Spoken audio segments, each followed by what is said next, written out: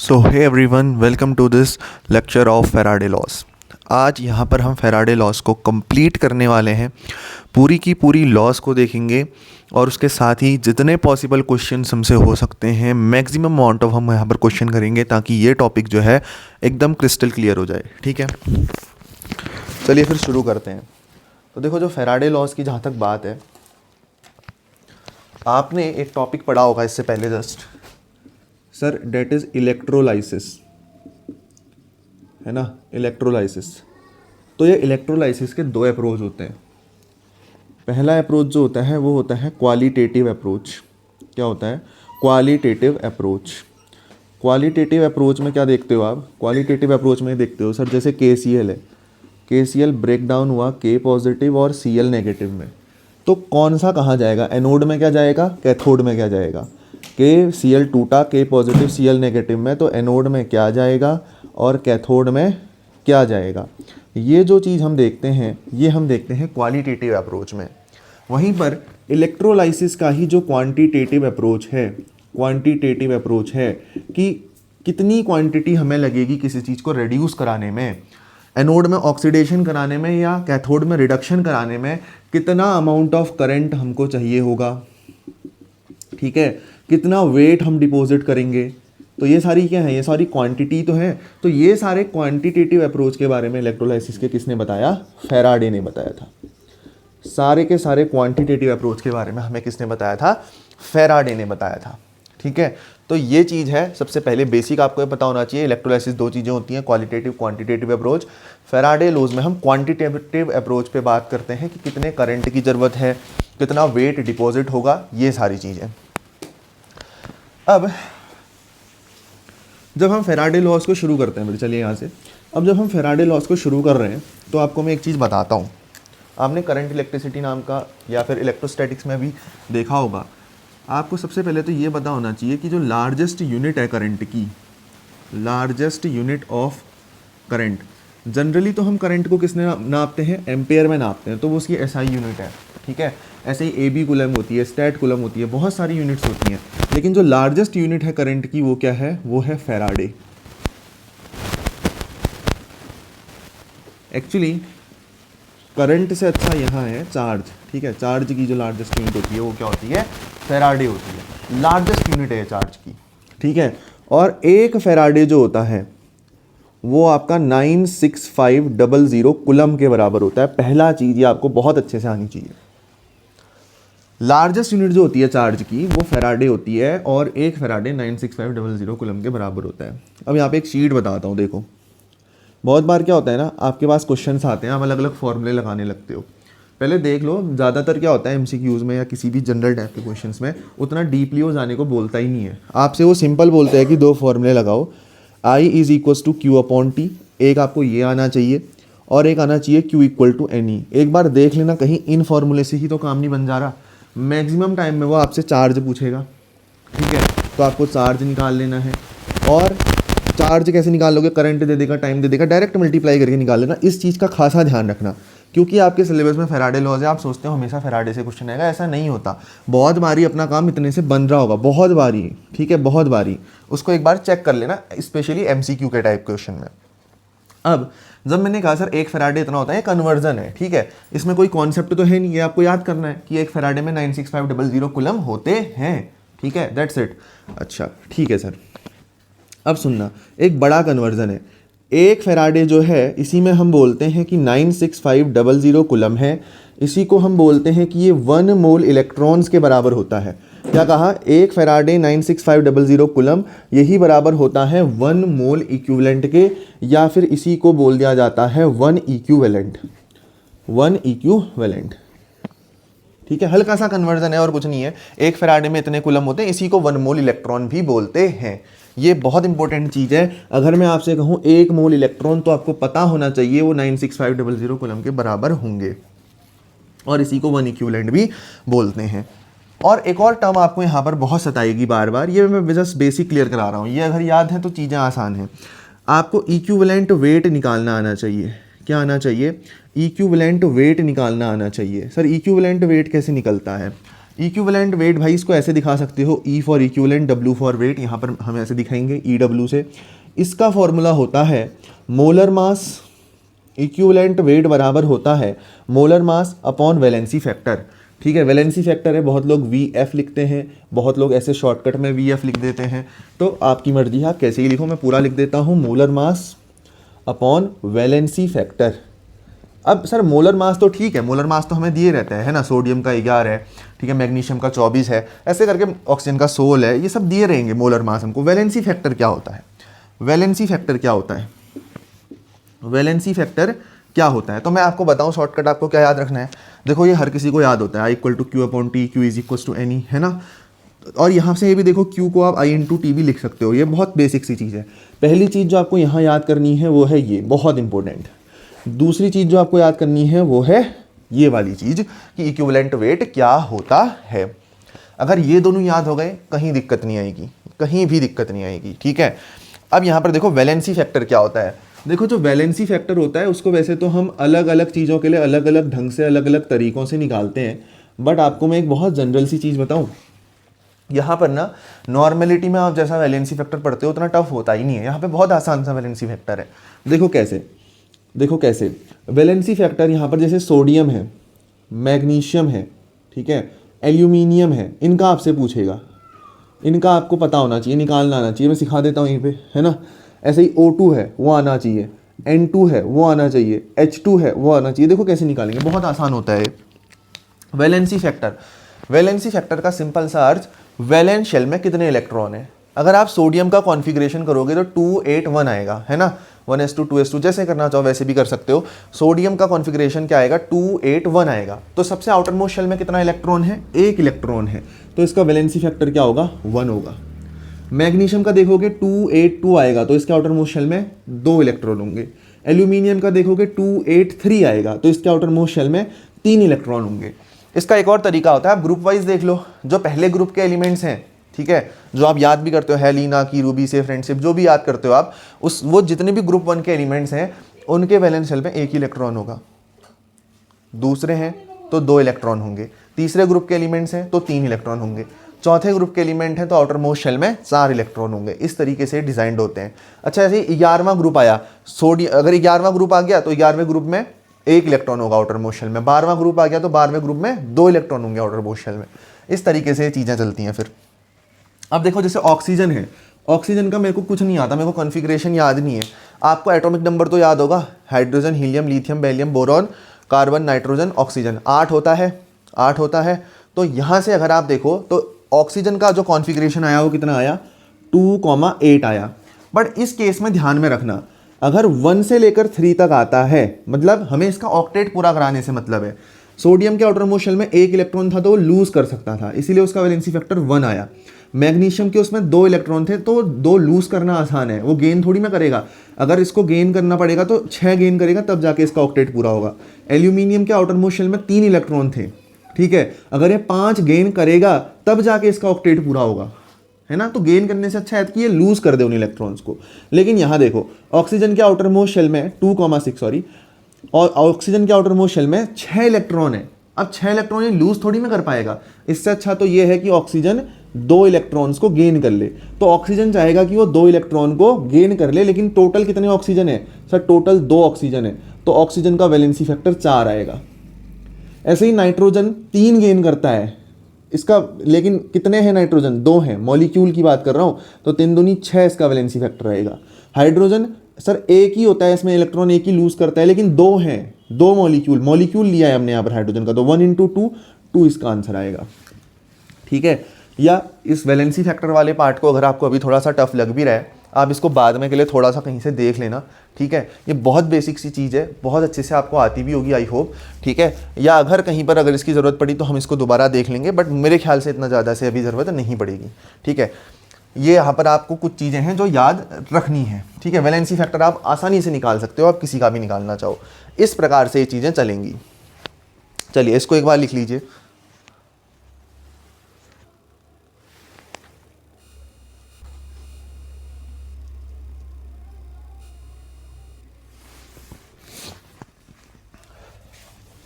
अब देखिएगा अगली एक बहुत ही अच्छी चीज़ आपको बताता हूँ, ठीक है, वो चीज़ क्या है सर, वो चीज़ ये है कि कभी भी फैराडे की पहली लॉ में जाने से पहले ना आपके फंडे क्लियर होने चाहिए। आपसे क्या पूछेगा, मैंने कहा ना, जैसे आपने अगर मान लो आपने ये करा, जस्ट अ मिनट, मैं एक बार ब्लैक पेन ले लूँ। मान लो आपने ये करा, आपके पास था Al2SO4 होल थ्राइस, ये था आपके पास। जब ये टूटेगा तो ये क्या बनाएगा sir, 2Al3 positive plus SO4 3SO4 sorry 2 negative, इसमें टूटेगा। एक जनरल फॉर्म होती है ना किसी भी सॉल्ट की, सर MXBY है, अगर ये टूटेगा तो ये क्या बनाएगा, x से m की power plus Y plus Y B की पावर माइनस एक्स। पहले हमेशा मेटल लिखते हैं तो उसके ऊपर पॉजिटिव चार्ज आता है, बाद में नॉन मेटल होता है उसके ऊपर नेगेटिव चार्ज आता है। जो भी देखो, इसकी टोपी उसके सर करना है और कुछ नहीं। y की जो टोपी है वो m के सर में जानी चाहिए, आ गई, और m की जो टोपी है वो y के सर में जानी चाहिए, देखो आ गई, है ना। और बाकी ये जो इसके नीचे पर लिखा है इनके आगे से भी लगा देते हैं, तो x इसके आगे नीचे लिखा था तो आगे से लगा दिया, y इसके नीचे लिखा था तो आगे से लगा दिया। जस्ट अगर आपको नहीं आता उस केस में, वरना ये बहुत लॉजिकल चीज़ है, प्रैक्टिस के साथ अपने आप क्लियर हो जाती है। ठीक है, तो ये हम अच्छे से आयनिक इक्विलिब्रियम में तो इसको सीखते ही हैं, है ना। तो इस फॉर्म में ही हमने इसको लिख दिया है। ये हाइड्रोलिसिस होके या टूट के ऐसी तरीके से इलेक्ट्रोलाइसिस के बाद बनेगा। आपसे क्वेश्चन क्या पूछता है ना, कितना चार्ज चाहिए 2Al3 पॉजिटिव से इतना ग्राम एल्यूमिनियम बनाने के लिए, या इतने मोल एल्यूमिनियम बनाने के लिए। तो आप मेरे साथ पहले बेसिक सीखो। देखो ये प्रोडक्ट मिला मेरे को, मैंने कहा मेरे पास है 2Al3 पॉजिटिव। आप मुझे बताओ मुझे कितने इलेक्ट्रॉन चाहिए होंगे, या मुझे कितने मोल ऑफ इलेक्ट्रॉन चाहिए होंगे इसको एल्यूमिनियम बनाने के लिए। मैंने आपसे प्रश्न पूछा, तो आप पहले ही 2Al3 पॉजिटिव में मत जाओ। आप पहले ये देखो कि Al3 पॉजिटिव ले लेता हूँ। चलो सर, Al के ऊपर कितना चार्ज है भाई, 3 पॉजिटिव का चार्ज है। इसको रेड्यूस कराना है और क्या बना देना है, एल्यूमिनियम बना देना है। Al3 पॉजिटिव को Al बना देना है, मतलब ये 3 पॉजिटिव वाला चार्ज हटना चाहिए। तो इसके लिए क्या लाऊंगा, 3 नेगेटिव लाऊंगा। हाँ सर, तो यहाँ पर मैं इसमें अगर 3 इलेक्ट्रॉन जोड़ दूँ, आप बताओ मेरे को, अगर ये 3 पॉजिटिव को हटाने के लिए मैं 3 इलेक्ट्रॉन जोड़ दूँ तो क्या ये पॉजिटिव नेगेटिव न्यूट्रलाइज हो जाएंगे और ये एल्यूमिनियम में कन्वर्ट हो जाएगा? बिल्कुल सर हो जाएगा। लेकिन हमारे पास 1 मोल, हमने अभी कुछ नहीं लिखा है इसके आगे, मतलब हमने 1 मोल एल्यूमिनियम की बात करी। हमारे पास है कितने मोल, 2 मोल एल्यूमिनियम के हैं। तो क्या दिक्कत है, इसको 2 से मल्टीप्लाई कर दो ना पूरे को। तो आप क्या कहोगे, सर अगर मेरे पास एक Al3 पॉजिटिव था तो मुझे 3 इलेक्ट्रॉन लग रहे थे उसको Al बनाने के लिए, लेकिन अगर मेरे पास 2Al3 पॉजिटिव है तो उसमें मुझे 6 इलेक्ट्रॉन लगेंगे, लेकिन उससे सिर्फ 1 मोल एल्यूमिनियम नहीं बनेगा, उससे 2 मोल एल्यूमिनियम बन रहे होंगे। और उसका उल्टा भी सही है, अगर 1 मोल एल्यूमिनियम बनाना है तो 2 से डिवाइड कर दो। 1 मोल Al3 positive plus 3 electron gives 1 Al। तो इस तरीके से आप इसको बहुत आसानी से कैलकुलेट कर सकते हो। मैं और कुछ सिंपल एग्जांपल्स के तहत आपको समझाने की कोशिश करता हूँ। देखो पहले तो हम यही बेसिक सीखते हैं, तभी तो आगे की चीज़ें आएंगी।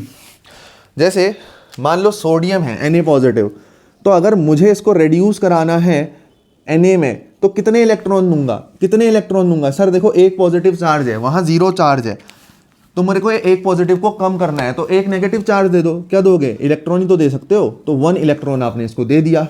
अब आपको मैंने अभी बताया था ये 1 इलेक्ट्रॉन लिखा है, इसका मतलब क्या है, आगे से 1 लिखा है, मतलब इसका मतलब हुआ 1 मोल इलेक्ट्रॉन। 1 मोल इलेक्ट्रॉन इसका मतलब हुआ। और 1 मोल इलेक्ट्रॉन में कितना चार्ज होता है, 96500 कूलम, या फिर इसी को 1 फैराडे बोलते हैं। ठीक है, मान लो मेरे पास ये था Mg2 पॉजिटिव है, इसको रेड्यूस करा के मुझे Mg में कन्वर्ट करना है।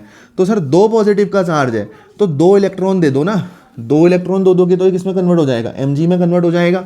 और ये 2 इलेक्ट्रॉन हैं, तो इसका मतलब मेरे पास यहाँ पे कितने मोल इलेक्ट्रॉन हैं, 2 मोल इलेक्ट्रॉन हैं। तो मुझे कितना चार्ज चाहिए होगा फैराडे में, 2 फैराडे चार्ज चाहिए होगा। मुझे कितना चार्ज चाहिए होगा कूलम में, 2 × 1 फैराडे में होते हैं 96500 कूलम, इतना चार्ज चाहिए होगा मुझे कूलम में। बताओ कुछ टफ था इसमें, कुछ भी इतना खास इसमें है नहीं, बस कॉन्सेप्चुअली अगर चीज़ों को लेके चलोगे तब ये चीज़ें आ पाएंगी। इसी की भी प्रैक्टिस अगर आप 2-3 बार करोगे ना, आपको और सही में से ये चीज़ समझ में आएगी।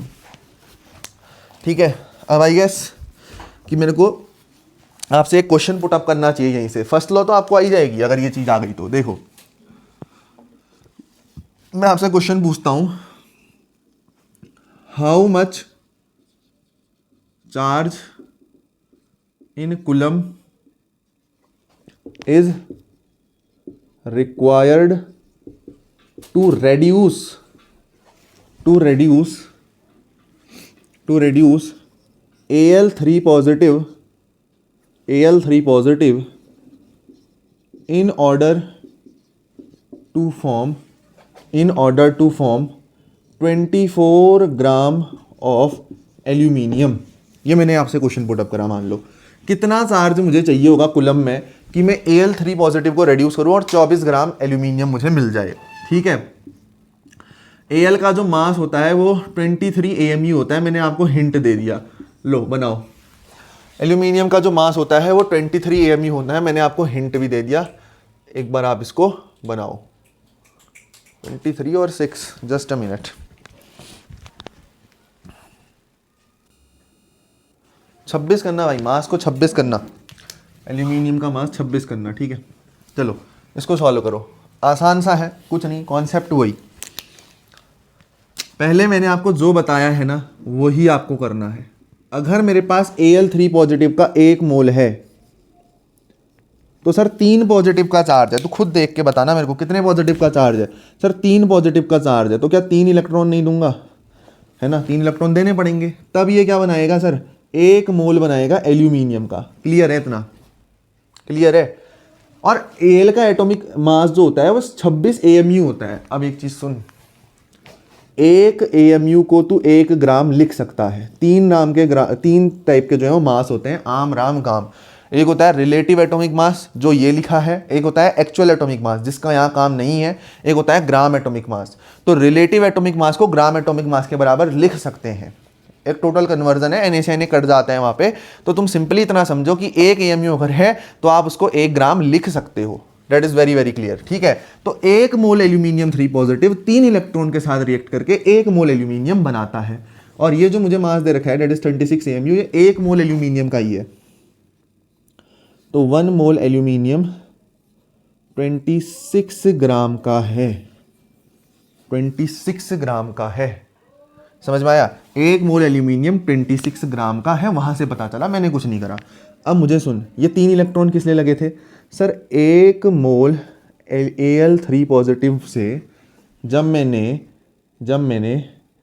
3 मोल इलेक्ट्रॉन का यूज़ करा तो मुझे 1 मोल एल्यूमिनियम मिला, या मैं यूं कह लूं कि 26 ग्राम एल्यूमिनियम मिला।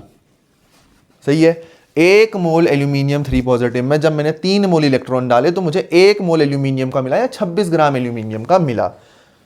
कहने का मतलब 3 मोल इलेक्ट्रॉन 26 ग्राम देते हैं क्या, एल्यूमिनियम। ठीक है, तो 1 ग्राम एल्यूमिनियम के लिए मुझे कितने इलेक्ट्रॉन की जरूरत पड़ेगी, देख 26 है ना, 26 को 26 इंटू 1 तो लिख ही सकता हूं, तो 26 नीचे भेज दिया और यहां सिर्फ 1 बचा, तो 1 ग्राम एल्यूमिनियम और 26 इसके नीचे आ गया, तो ये कितना बन गया, 3/26 मोल इलेक्ट्रॉन। समझ में आई, बस आंसर आ गया। 1 ग्राम एल्यूमिनियम 3/26 मोल इलेक्ट्रॉन दे सकते हैं। 1 ग्राम एल्यूमिनियम 3/26 मोल इलेक्ट्रॉन दे सकते हैं। तेरे को कितना ग्राम एल्यूमिनियम चाहिए in order to form 24 gram aluminium, तो निकाल ले आसानी से। सो 1 की जगह 24 आ गया, तो 24 gram aluminium is equal to 3/26 तो 1 के लिए था, तो इंटू 24 कर दे, इतने मोल इलेक्ट्रॉन लगेंगे 24 ग्राम एल्यूमिनियम के लिए। इसको आप कैलकुलेट कर लो। ठीक है, एक बार इसको लिख लो, फिर मैं बताता हूँ इसको और अच्छे से। ये यूनिटरी मेथड आनी बहुत ज़रूरी है यार, हर क्वेश्चन में मत जाओ, इसी क्वेश्चन को 2-3 बार प्रैक्टिस करो तब मज़ा आएगा। तो कितना हो गया फिर ये सर, 3 2 जा 6, 3 4 जा 12 का 2 कैरी 1 है ना, 3 2 6 और 1 7, 72/26 मोल इलेक्ट्रॉन आपको चाहिए होंगे, मोल इलेक्ट्रॉन आपको चाहिए होंगे। इसको और काट लो, है ना, 2 3 जा 6, 2 6 जा 12, 2 1 जा 2 3 जा, यानी कि मुझे चाहिए, फाइनल आंसर है मेरा 36/13 मोल इलेक्ट्रॉन। ठीक है, अब तेरे को ये थोड़ी में निकालना था, तेरे को निकालना था चार्ज इन कूलम, तेरे को निकालना था चार्ज इन कूलम। तो सर एक मोल इलेक्ट्रॉन में 1 फैराडे या फिर 96500 कूलम जितना चार्ज होता है। तो यहां से 36/13, ठीक है, तो 36/13 मोल इलेक्ट्रॉन में कितना चार्ज होगा, 36/13 इंटू 96500 कूलम जितना चार्ज होगा। एक बार ठंडे दिमाग से सोच के देख, इसको सॉल्व कर, तेरा आंसर तेरे हाथ में। कुछ भी क्वेश्चन आए भाई, बहुत स्टैंडर्ड तरीके से मैंने ये क्वेश्चन लिया है यहाँ पे, इसको बना ले जा रहे हो तो हर चीज बना पाओगे। अभी फैराडे मैंने शुरू भी नहीं करा, ध्यान रहे, इसको बना ले जा रहे हो, हर चीज बना लोगे, हर चीज बना लोगे। ठीक है, इसको 1 2 बार 3 बार प्रैक्टिस करना, मजा ही आएगा इसमें। ठीक है, तो आपने बिना फैराडे को सीखे आपने आंसर निकाल दिया, आपने बिना फैराडे को सीखे आंसर निकाल दिया। ये यूनिटरी मेथड इसको कहते हैं। अगर यूनिटरी मेथड आती है, कैसा भी क्वेश्चन आए आप उसमें फंसोगे नहीं एटलीस्ट, है ना। तो इसीलिए अब आप देखो, जैसे मैं पहला लॉ पढ़ाता हूं आपको फैराडे का, तो पहली चीज देखना, Faraday's first law, Faraday's first law, ये क्या बोलता है ना, फैराडे फर्स्ट लॉ क्या बोलता है ना, देखो स्टेटमेंट आप सब जानते हो, इसका स्टेटमेंट नहीं आएगा, इसका सिंपल सा क्या आएगा ना आपको कि क्वेश्चन सॉल्व करो। मैं स्टेटमेंट भी बताऊंगा हालांकि, लेकिन पूरा लिखूंगा नहीं, it is a time waste. तो हम बोलते हैं मास डिपॉजिटेड, ये बोलता है कि जो टोटल मास डिपॉजिटेड है एट इलेक्ट्रोड, जितना भी मास इलेक्ट्रोड में डिपॉजिट हुआ है ना, वो डायरेक्टली प्रोपोर्शनल होगा किसके, करंट पास्ड थ्रू इट के, करंट पास्ड थ्रू इट या थ्रू सॉल्यूशन। ठीक है, तो जितना ज़्यादा आप करंट पास करोगे उतना ज़्यादा जो है इलेक्ट्रोड में मास डिपॉजिटेड होगा। जैसे मान लो एक सिंपल सा एग्जांपल है, ठीक है, यहाँ पर मेरे पास एक इलेक्ट्रोड रखा हुआ है, मैं जितना ज़्यादा करंट पास करूँगा, जितना ज़्यादा करंट पास करूँगा उतना ज़्यादा मास इसमें डिपॉजिट होते जाएगा, उतना ज़्यादा मास डिपॉजिट होते जाएगा। इस तरीके से विजुअलाइज करना चीज़ों को, तब मजा आएगा। ठीक है, तो इसको हम कैसे समझ सकते हैं फिर सर, इसको हम कैसे समझ सकते हैं, बड़ा आसान है। टोटल मास डिपॉजिटेड मतलब क्या है, टोटल वेट, है ना। तो जो वेट है तेरा जो डिपॉजिट हो रहा है वो डायरेक्टली प्रोपोर्शनल है करंट, करंट को किससे दिखाते हैं, क्यू से। This is Faraday's first law, this is Faraday's first law. तो W is directly proportional to Q। अब सर हमको ये थोड़ी में निकालना था, हमको तो ये निकालना है कि W is directly proportional Q, ये तो अच्छी बात है।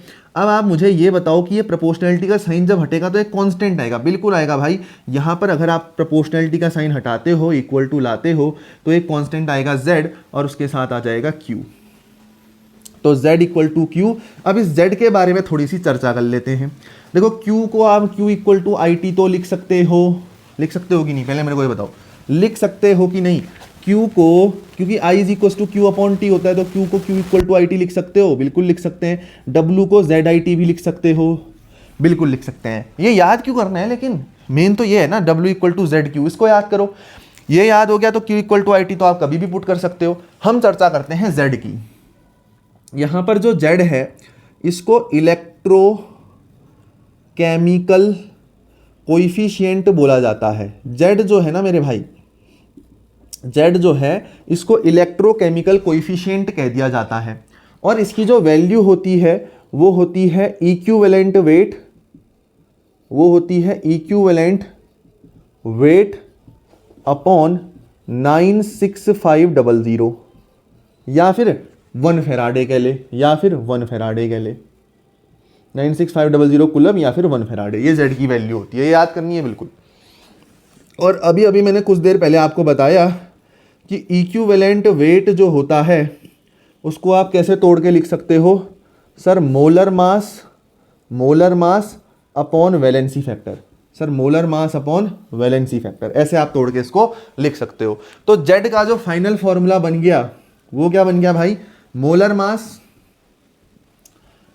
मास अपॉन वैलेंसी फैक्टर, ये तो मेरा इक्विवेलेंट वेट आया, ठीक है, अपॉन में 96500 भी तो है, तो होल अपॉन में 96500, या फिर जिसको 1 फैराडे कह रहे हो उसके नीचे कुछ नहीं है तो 1 लगा देता हूं। तो Z का जो फाइनल फॉर्मूला बना वो है molar mass upon valency factor into 96500 coulomb, या इसी को आप 1 फैराडे भी लिख सकते हो। चाहो तो डायरेक्ट इस फॉर्मूले को याद करो, मेरी यहाँ पर आपसे ये रिक्वेस्ट रहेगी कि आप इसको याद करते हो तो और बढ़िया है, equivalent weight upon 96500, equivalent weight अलग निकालो फिर यहाँ पर रख लो, है ना। इक्विवेलेंट वेट पहले ही सॉल्व मत करना, अगर फ्रैक्शन में आएगा तो, फ्रैक्शन में आ रहा है तो उसको पुट कर दो, क्या पता 96500 से कट जाए। छोटी छोटी बातें इनका ध्यान में रखना। पहली लॉ इतनी है भाई।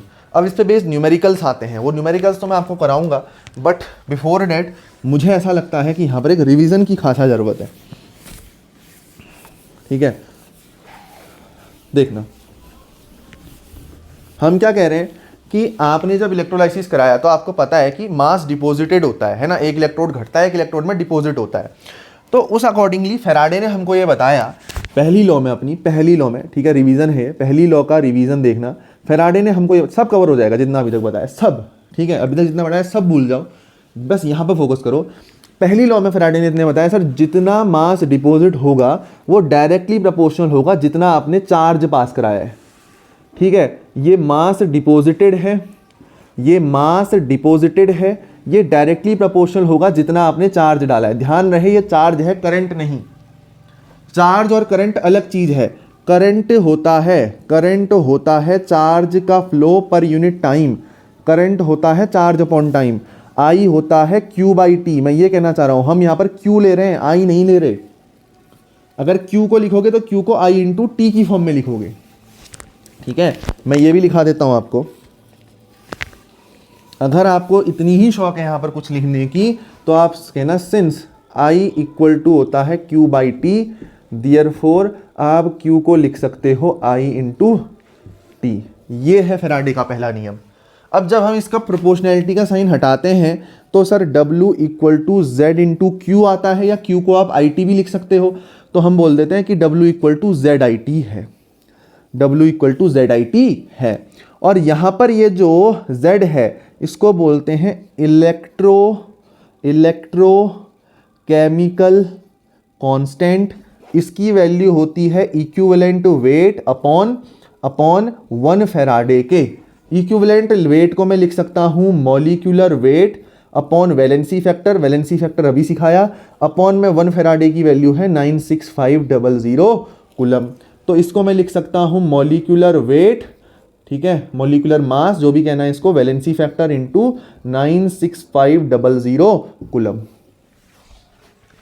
बस भाई ये याद कर लो, बाकी वो 1 इलेक्ट्रॉन रेड्यूस वाला वो तो आपको आ ही जाएगा, उसमें कोई दिक्कत नहीं है, बस ये याद कर लो, बात बन गई। अब देखो मैं आपको कुछ क्वेश्चंस कराता हूँ यहाँ से, ठीक है। बहुत बड़ा नहीं बनाना चाह रहा मैं वीडियो वगैरह कुछ भी, है ना, तो इसको हम छोटा सा रखेंगे, बट आपको क्वेश्चंस बहुत करा देंगे यहाँ पे।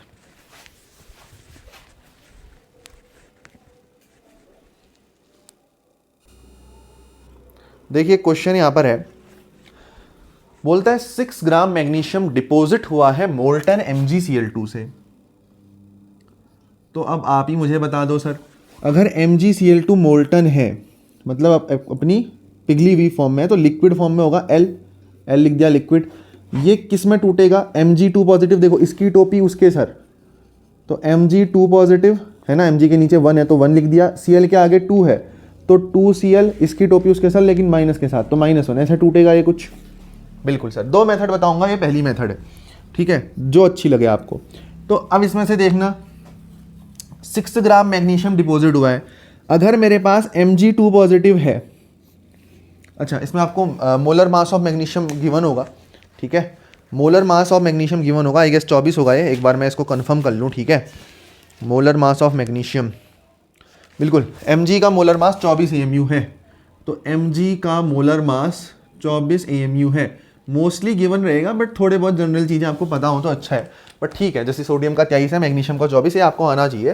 तो 2 mg पॉजिटिव है सर, अगर मैं इसमें 2 नेगेटिव मिलाऊंगा तभी तो मैं mg बना पाऊंगा, बताओ। तो कहने का मतलब है, अगर मेरे को ध्यान रहे फैराडे में ही कैलकुलेट करना है तो कुलम में कुछ मत रखना। तो मैं 2 मोल इलेक्ट्रॉन है ना, 2 मोल इलेक्ट्रॉन है, कहने का मतलब 2 फैराडे हैं, उससे 1 मोल मैग्नीशियम मिल रहा है, यानी कि 1 मोल मैग्नीशियम कितना है 24 AMU, या मैंने कहा तुम इसको ग्राम में भी लिख सकते हो। तो देखो 2 फैराडे 24 ग्राम दे रहे हैं, बताओ। हाँ सर, 2 फैराडे 24 ग्राम मैग्नीशियम दे रहे हैं, क्लियर है। अब देखो तुमको कितना ग्राम चाहिए, 6 ग्राम मैग्नीशियम चाहिए। या तो तुम यहां से ऐसा कर लो कि 1 ग्राम मैग्नीशियम का निकाल लो, फिर इंटू 6 कर देना, मतलब 2/24 इंटू 6 कर देना, ऐसे भी आंसर आ जाएगा। या फिर तुम खुद ही सोचो, तुमको 6 ग्राम मैग्नीशियम बनाना है, 2 फैराडे 24 ग्राम मैग्नीशियम दे रहे हैं, तो तुमको 6 ग्राम बनाना है। तो 24 को 6 बनाने के लिए किससे डिवाइड करूं, 24 को 6 बनाने के लिए किससे डिवाइड करूं सर, 6 से ही करूंगा, सॉरी 4 से ही करूंगा। अच्छा ये भी नहीं आता तो बहुत सारे तरीके हैं। देखो मेरे को 24 को 6 बनाना है, किससे डिवाइड करूं, मुझे नहीं आता, मैंने x मान लिया, ठीक है, बहुत बेसिक सी बातें होती हैं ये। तो x इक्वल टू कितना आ गया 24/6, तो 6 4 जा 24, तो आंसर कितना आया 4। तो इसको 4 से डिवाइड करो सर, तो लो 4 से डिवाइड कर दिया, ठीक है। अब इक्वेशन तो बैलेंस थी ना भाई, 2 फैराडे 24 ग्राम ही दे रहे थे, अब यहाँ 4 से डिवाइड करा तो यहाँ भी किससे डिवाइड कर दो 4 से। सर 4 6 जा 24 और 2 2 जा 4, तो मैंने कहा 1/2 फैराडे जो है मेरे को 6 ग्राम मैग्नीशियम दे रहे होंगे, और this is the right answer. कितना आया आंसर, 1/2 फैराडे आया। इनॉर्मस मेथड्स होती हैं, इनॉर्मस मेथड्स, ठीक है। आप मतलब न्यूमरस है, कितने भी आप इससे कर सकते हो, बहुत सारे तरीके हैं। अच्छा इसी में अगर मैं एक और नया तरीका आजमाता तो वो क्या हो सकता था, देखो ठीक है, 2 फैराडे जो हैं वो 24 ग्राम मैग्नीशियम दे रहे हैं, 24 ग्राम मैग्नीशियम दे रहे हैं। देखो 24 को मैं ऐसे लिख सकता हूँ 24 इंटू 1, हाँ सर, तो 1 ग्राम मैग्नीशियम, 1 ग्राम मैग्नीशियम, 24 को इधर भेज दो, 2/24 फैराडे दे रहे होंगे, लेकिन मुझे 1 ग्राम थोड़ी में चाहिए मैग्नीशियम, कितना चाहिए 6 ग्राम। तो मैं कहूँगा सर 6 ग्राम मैग्नीशियम, 1 ग्राम के लिए 2/24 था, इसको मैं 6 से मल्टीप्लाई कर दूंगा, इतना फैराडे। अब आप देखो कितना आया, 6 2 जा 12/24 फैराडे, 12 1 जा 12, 12 2 जा 24, 1/2 फैराडे। कुछ था क्या इसमें, मैं कराने के लिए देखो न्यूमरस क्वेश्चन करा सकता हूँ, मैं झूठ नहीं बोलूँगा, मैं यहाँ पर सारे नहीं करा पाऊँगा, टाइम लिमिटेशन है क्योंकि, ठीक है, टाइम लिमिटेशन है, वरना मैं 20-30 सोच के आया था इसमें हम कर सकते हैं, ठीक है। तो उस तरीके से हम देखेंगे, लेकिन हाँ जितने वैरायटी के हो सकते हैं वो मैं कोशिश करूँगा कि बनाऊँ। तो ये मेथड 1 थी हमारी भाई, ये मेथड 1 थी, ठीक है। ये हमने बिना ही फैराडे लॉ के कर दिया, आप देखो कोई फैराडे लॉ का यूज़ नहीं करा। अब यूजिंग फैराडे लॉ में करता हूँ, यूजिंग फैराडे लॉ में करता हूँ। तो देखो वेट डिपॉजिटेड कितना है, अगर आप फैराडे लगाओगे तो आप मुझे बताओ वेट डिपॉजिटेड कितना है। सर 6 ग्राम है, सर 6 ग्राम है। और मोलर मास कितना दिया है, मोलर मास कितना दिया है मैग्नीशियम का, सर 24 ग्राम या 24 AMU। हाँ सर, अब आपसे पूछ रहा है रिक्वायर्ड फैराडे, तो सर आपने एक ही तो फॉर्मूला पढ़ा है, weight deposited is equal to ZIT या Z इंटू Q, ठीक है। आपसे क्या पूछ रहा है, आपसे क्या पूछ रहा है, रिक्वायर्ड फैराडे पूछ रहा है, आपसे क्या पूछ रहा है, रिक्वायर्ड फैराडे बोल रहा है, तो IT को Q ही लिखो यहाँ पे, क्योंकि पहले आप करंट निकालोगे तभी आंसर आएगा। तो आप Q निकाल लो यहाँ से, किससे सर, W/Z से निकाल लो इस प्रकार से, ठीक है। यहाँ से आपका क्या निकल आएगा, चार्ज निकल आएगा। गिवन वेट कितना है भाई, आप मेरे को ये बताओ, सॉरी डिपॉजिटेड वेट कितना है भाई 6 है। सर Z क्या होता है, मोलर मास, ठीक है, मोलर मास, ये इसको ऐसे लिखते हैं, देखो इक्विवेलेंट वेट अपॉन फैराडे, तो फैराडे का अपॉन वाला ऊपर चले जाएगा, तो इक्विवेलेंट वेट अपॉन फैराडे, तो इसको फैराडे ही लिख देते हैं फिर अभी, है ना। तो यहाँ से इन दोनों को इक्वेट कर दो, तो Q की वैल्यू आई वो 6 upon equivalent weight into Faraday I, ठीक है। अब आप यहाँ से बहुत आसानी से इसको निकाल लो, sir Q is equal to 6 upon equivalent weight कितना होता है, molar mass 24 upon valency factor, valency factor mg के लिए कितना होता है 2 होता है, ऊपर आया फैराडे। तो कितना चार्ज चाहिए होगा फैराडे के टर्म्स में, देखो 6 ऊपर चले गया, 6 इंटू 2/24 फैराडे। अब देखो Q इक्वल टू कितना आया सर, 6 2 जा 12 है ना, 6 दूनी 12 अपॉन 24 फेराडे, ये 1 जा ये 2 जा, तो यहाँ से क्या पता चला Q इक्वल टू 1/2 फेराडे, ये मैंने कर दिया फेराडे लॉ लगा के। अब आप बताओ कौन सी मेथड ज़्यादा अच्छी है। मुझे पर्सनली जो आपकी पहली मेथड है यूनिटरी मेथड वो ज़्यादा सही लगती है, इसमें बहुत ज़्यादा कहाँ चक्करों में आप पड़े हो, उससे डायरेक्ट आंसर आता है। आनी आपको दोनों चाहिए, मैंने दोनों बता दी, ठीक है। चलिए इसको आप कर लीजिए।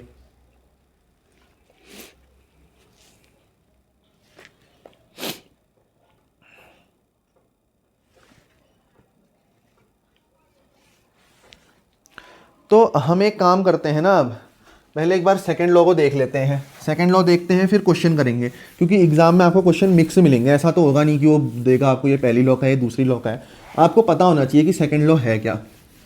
देखो सेकंड लॉ क्या बोलती है ना, पहली चीज़ सीरीज में कनेक्ट होनी चाहिए आपके सेल्स। तो अगर मैं बात करूँ सेकंड लॉ की, तो पहली लॉ आपको वेट डिपॉजिटेड कितना था वो बताती है। सेकंड लॉ ये बोलती है कि रेशियो ऑफ वेट डिपॉजिटेड, ठीक है, रेशियो ऑफ वेट डिपॉजिटेड, अभी समझ में आएगा, ये बराबर होता है, जितने वेट डिपॉजिट हुआ है उसका रेशियो बराबर होता है किस चीज के sir, equivalent weight, equivalent weight, भाई इसको EW कह दो, ऑफ मेटल्स के। मतलब कुछ नहीं है, देखो यहां से सीखना मेरे साथ बहुत अच्छे से, शानदार ढंग से सीखना। इसमें एक चीज है, ये लॉ जो है आपका, पहले आप ये सुनो, ये 2 से जब ज़्यादा सेल्स, 2+ सेल्स जब सीरीज में कनेक्टेड होते हैं, जब सीरीज में कनेक्टेड होते हैं तो हम उसकी बात करते हैं। 2 से ज़्यादा सेल जब सीरीज में कनेक्टेड होते हैं तब हम उसकी बात करते हैं। इसको पहले रट लो, 2 से ज़्यादा सेल सीरीज में कनेक्ट होने चाहिए, तब हम इस लॉ को लगा सकते हैं, तब हम इस लॉ को लगा सकते हैं। 2 से ज़्यादा सेल सिर्फ सीरीज में कनेक्ट होनी चाहिए। क्यों बताऊंगा, क्यों बताऊंगा, कोई भी चीज़ में रटाता नहीं हूँ, बस आपको चीज़ें पहले आनी तो चाहिए समझने के लिए। 2 से ज़्यादा सेल सीरीज में कनेक्ट होने चाहिए, रेशियो जो होगा फिर वेट डिपॉजिटेड का, किसमें सर, इलेक्ट्रोड में, ठीक है। इलेक्ट्रोड में जो वेट डिपॉजिट हो रहा है उसका जब आप रेशियो लोगे तो वो इक्विवेलेंट वेट ऑफ मेटल के बराबर है। सुनना क्या है अब समझ में आएगा ये अच्छे से। देखो भाई, जैसे मान लो मेरा एक सेल ये है, ठीक है, AgCl2 का एक सेल ये है, ठीक है, सॉल्यूशन है इसमें, और यहां पे मैंने दूसरा सेल आपका लगा रखा है CuSO4 का, ठीक है, इसको भी AgSO4 ही कर लो, ठीक है। ये देखो, तो सीरीज में कनेक्ट करने का मतलब क्या है, आपने करंट इलेक्ट्रिसिटी फिजिक्स में पढ़ा होगा। जब हम पैरेलल कनेक्शन करते हैं वोल्टेज सेम रहती है, करंट डिफरेंट रहता है, करंट डिफरेंट रहता है। सीरीज कनेक्शन में क्या होता है, करंट सेम रहता है, करंट सेम रहता है और वोल्टेज डिफरेंट रहती है। बस ये चाहिए हमको, करंट सेम करना था इसलिए सीरीज में कनेक्ट करा भाई। सीरीज में कनेक्ट कैसे करेंगे सर, देखो ये दोनों सेल हैं, इसको पॉजिटिव से कनेक्ट कर दिया और इसको बैटरी के नेगेटिव से कनेक्ट कर दिया, तो ये पॉजिटिव टर्मिनल बन गया, ये नेगेटिव टर्मिनल बन गया। अब इसके बीच में जो 2 और प्लेट्स होंगी उनको हम जस्ट एक वायर से कनेक्ट कर देंगे, ठीक है, ये एक प्लेट है, इसको जस्ट दूसरे में वायर से कनेक्ट कर दो, सर्किट पूरा हो जाएगा आपका। लेकिन ये सीरीज में कनेक्ट है, अगर ये वायर टूट गया तो सर्किट इनकम्प्लीट है, तो इसको सीरीज कनेक्शन बोलते हैं, ठीक है। तो this is our series connection. अब इनमें देखना, AgSO4 का एक सेल है, CuSO4 का एक सेल है। मेटल कौन कौन सा है, AgSO4 में Ag मेटल है, CuSO4 में Cu मेटल है, बिल्कुल है सर। तो ratio of weight deposited at electrode, तो जितना वेट इलेक्ट्रोड में Ag का डिपॉजिट हुआ होगा अपॉन में जितना वेट Cu का डिपॉजिट हुआ होगा, वो बराबर होगा इक्विवेलेंट वेट ऑफ Ag के और इक्विवेलेंट वेट ऑफ कॉपर के। अब एग्जाम्पल से समझते हैं, क्वेश्चन लाते हैं, अब करिए इसको।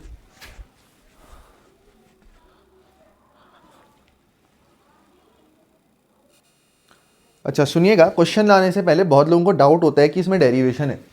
Actually it is not a kind of derivation, but ठीक है ना, हमारा ये कर्तव्य है कि हम इसको प्रूव कराएं। सर ये इक्वेशन आपने निकाल तो दी, पर ये आई कैसे ये भी बता दो। तो ठीक है, मैं बता देता हूँ, ठीक है। एक्चुअली इतना इंपॉर्टेंट वो कुछ है नहीं, आप सीधे निकाल सकते हो। देखो आपको इतना तो पता है ना पहली लॉ से, from Faraday first law, W किसके बराबर होता है सर, ZIT के बराबर होता है, ये तो आप जानते हो। बिल्कुल सर, तो WAG अपॉन WCU, यही तो निकाला है आपने, ये इसके बराबर है। मैं प्रूफ करके दिखाता हूँ, देखो कैसे। तो WAG क्या होगा सर, ZAG इंटू आई इंटू टी अपॉन WCU क्या होगा, ZCU इंटू आई इंटू टी। अब अभी बता, क्योंकि ये सीरीज कनेक्शन है, क्योंकि ये सीरीज कनेक्शन है, तो क्या करंट सेम होगा? मैंने आपको अभी बताया था, क्या करंट जो है वो सेम होगा? बिल्कुल भाई, सीरीज कनेक्शन है, करंट तो सेम होगा ही, और टाइम तो सेम रहेगा ही, क्योंकि इक्वल दोनों सीरीज में कनेक्टेड हैं। जितना एक के बिना दूसरा तो चल ही नहीं सकता, तो दोनों इक्वल टाइम तक ही चल रहे हैं। तो आई और टी दोनों बराबर हैं, दोनों ही कट गए। मानते हो कि नहीं? बिल्कुल मानते हैं सर। तो यहाँ से आप देख लो, आप सिंपली ये प्रूफ हो जाएगा, WAG अपॉन WCU। देखो ZAG क्या होता है सर, Z क्या होता है, इक्विवेलेंट वेट अपॉन फेराडे, ठीक है। तो मैं लिखूंगा equivalent weight of AG upon Faraday whole upon में equivalent weight of copper upon में फेराडे। देखो फेराडे दोनों के लिए सेम है, ये भी कट जाएगा। तो यहाँ से आपको क्या पता चला सर, WAG अपॉन WCU ये बराबर है equivalent weight of AG upon में इक्विवेलेंट वेट ऑफ कॉपर के, इक्विवेलेंट वेट ऑफ कॉपर के, ठीक है। ठीक है, यही प्रूफ करना है ना मेरे को। देखो कैसे करता हूँ। इक्विवेलेंट वेट को आप कैसे लिख सकते हो, आप मुझे बताओ। इक्विवेलेंट वेट को आप, अच्छा आप लिखना ही क्यों है, ये प्रूफ करना है ना आपको, ये आपका प्रूफ हो गया। लो ये आपका प्रूफ हो गया। इससे ज़्यादा और खोल के लिखते, क्या लिखते sir, molar mass of AG है ना, molar mass of AG upon valency factor of AG, molar mass of CU valency factor of CU। देखो दोनों चीज़ें प्रूफ हो गई हैं, इससे ज़्यादा क्यों करना है अब आपको। ठीक है, अब मैं क्वेश्चन लाता हूँ कुछ, देखो इसमें।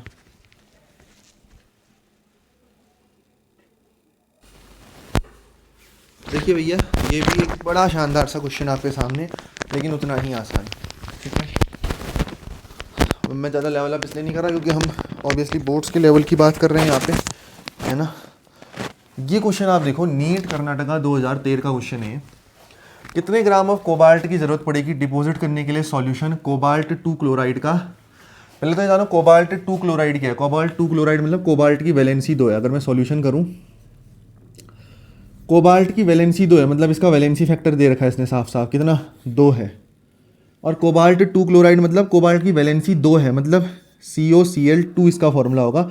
ये क्योंकि इसकी टोपी इसके सर जाएगी ना, इसके ऊपर 2 पॉजिटिव का चार्ज होगा, ये इसका मतलब है। ठीक है, तो ये है कोबाल्ट 2 क्लोराइड। समझ में आई इतनी बात। इसको इलेक्ट्रोलाइज किया गया है विद अ करंट। करंट की वैल्यू आपको साफ साफ दे रखी है प्रत्यक्ष रूप से, कितना है सर, 10 एम्पेयर। और टाइम देखो, वो फंसाएंगे, वो फंसाएगी लेकिन फंसना मत। टाइम 109 मिनट दे रखा है, इसको सेकंड में कन्वर्ट कर दो, 109 इंटू 60 ये सेकंड। बस यूनिट्स का ध्यान रखो, करंट की ऐसा यूनिट एम्पेयर है, टाइम की ऐसा यूनिट सेकंड है। आपका काम नहीं बिगड़ेगा कभी। तो पहला फॉर्मूला लगा दो। आपसे क्या पूछ रहा है, ग्राम्स ऑफ कॉपर, कितने ग्राम ऑफ कॉपर, मतलब वेट पूछ रहा है। तो अगर हर चीज़ आपने ऐसा यूनिट में रखी है तो वेट की ऐसा यूनिट क्या है, ग्राम, तो आंसर भी ग्राम में आएगा। तो W इज इक्वस टू होता है Z इंटू आई इंटू टी। ठीक है, आई कुछ बोलेंगे सर वेट की ऐसा यूनिट किलोग्राम है, नो बड़ी नो। 109 इंटू 60 ये टाइम है, ये आई है, ये टी है। Z क्या होता है sir, equivalent weight upon valency factor into Faraday. तो इक्विवेलेंट वेट मतलब सॉरी मोलर मास कितना है यहाँ पे, 59 है। अपॉन में आप देखो, अपॉन में आप देखो मोलर मास 59 है, वैलेंसी फैक्टर कितना है 2, और फेराडे है 96500। अभी अभी मैंने इसको जस्ट सॉल्व करा है, 19.9 कुछ ऐसे करके आ रहा है, 965 करके। तो यहाँ ऑप्शन में ऐसा कुछ दिख नहीं रहा है आपको, तो अप्रॉक्सीमेशन करोगे तो ये कितना हो गया, 20 हो गया राउंड ऑफ से। तो इसका राइट आंसर क्या है, सेकंड, 20 इसका आंसर है सर। देखो नीट में भी इस टाइप के क्वेश्चन आ रखे हैं। अब मैं आपको 2 क्वेश्चन और कराता हूँ। आप मुझे बताना आप क्या इंटरफेरेंस क्या निकाल के पा रहे हो उससे, आप है ना, क्या इंटरप्रेट कर पा रहे हो आप उससे, ये बताना आप मेरे को।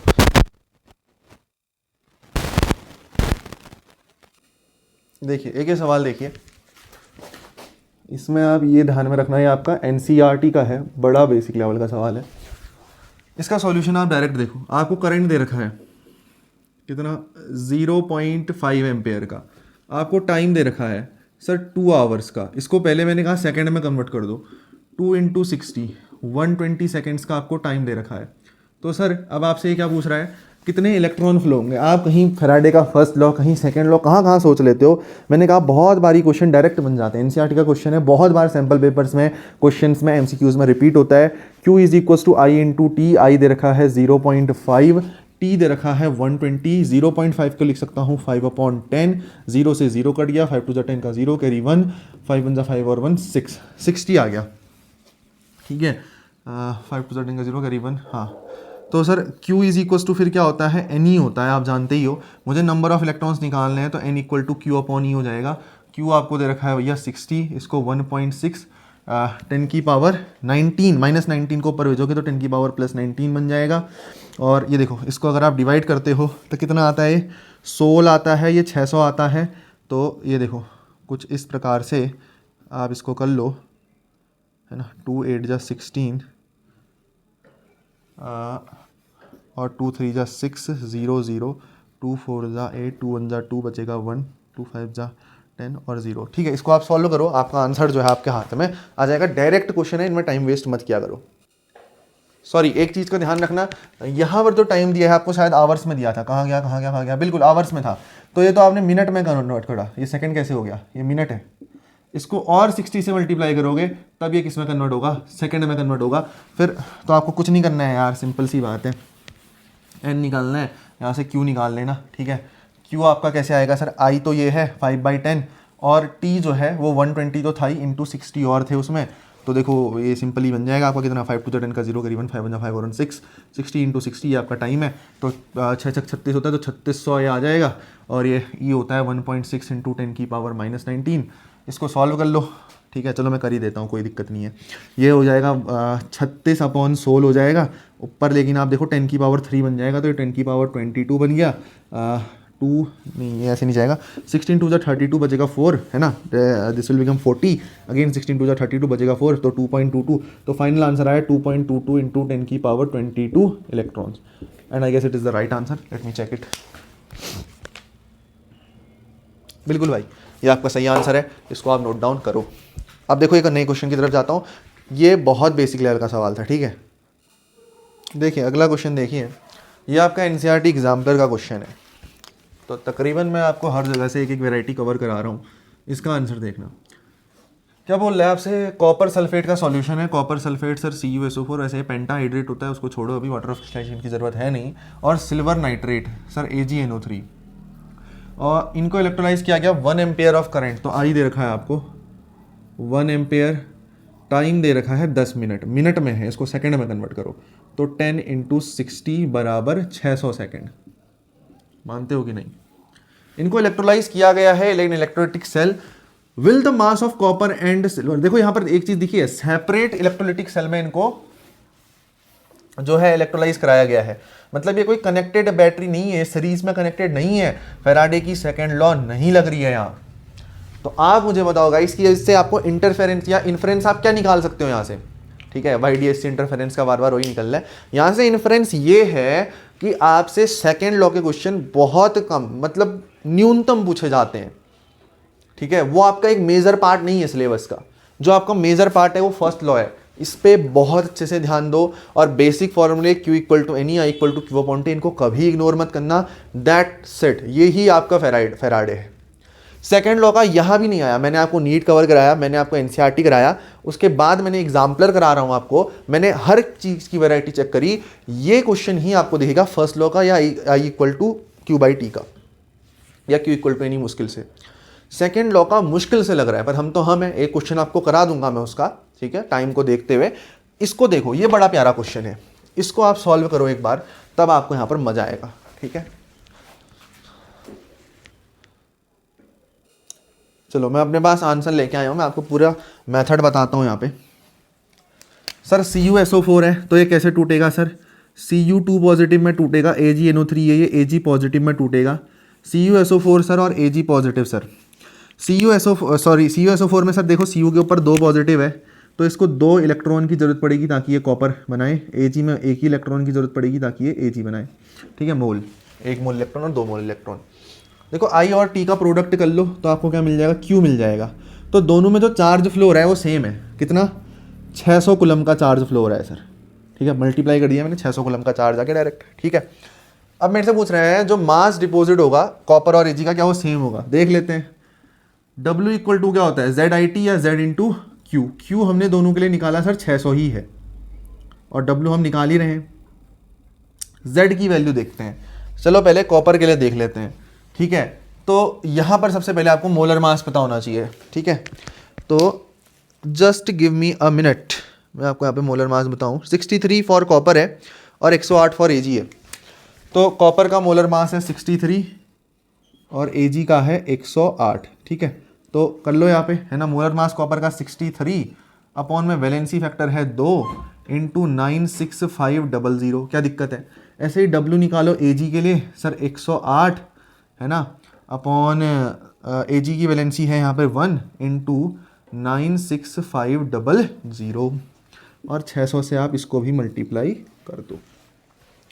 तो इस तरीके से आपको आपका इक्विवेलेंट वेट मिल जाएगा। अब मास ऑफ कॉपर क्या सेम होगा, अलग अलग होगा? देखो आप इसको सॉल्व करो, ये W फॉर कॉपर निकाला हमने, ये W फॉर Zn निकाला, ये अलग अलग ही आएगा ऑब्वियसली।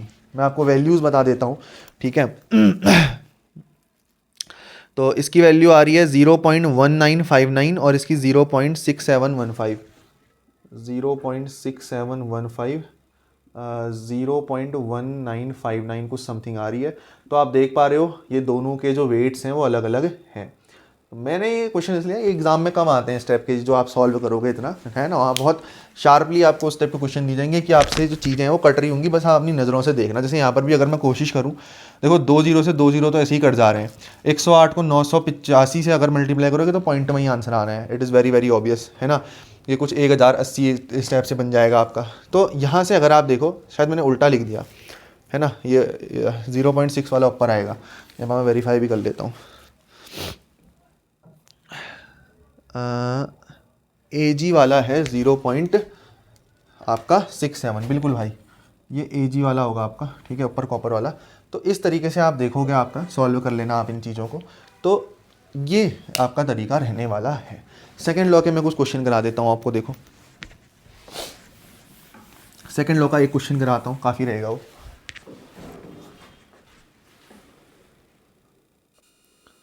देखिए सेकेंड टाइप का जो क्वेश्चन होता है फ्रॉम फैराडे सेकेंड लॉ, वो ये है।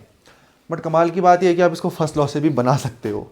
तो इसीलिए सेकेंड लॉ मैं कह रहा हूँ वो तो नहीं कारगर साबित नहीं होती, बट क्योंकि सेकेंड लॉ है कुछ नहीं, it is just kind of application कह सकते हो आप उसको फर्स्ट लॉ का, है ना। तो मेन क्रक्स जो छुपा है वो फर्स्ट लॉ में, तो वो उतना ही होता है वो, है ना। तभी मैंने बहुत बेसिक में ध्यान दिया।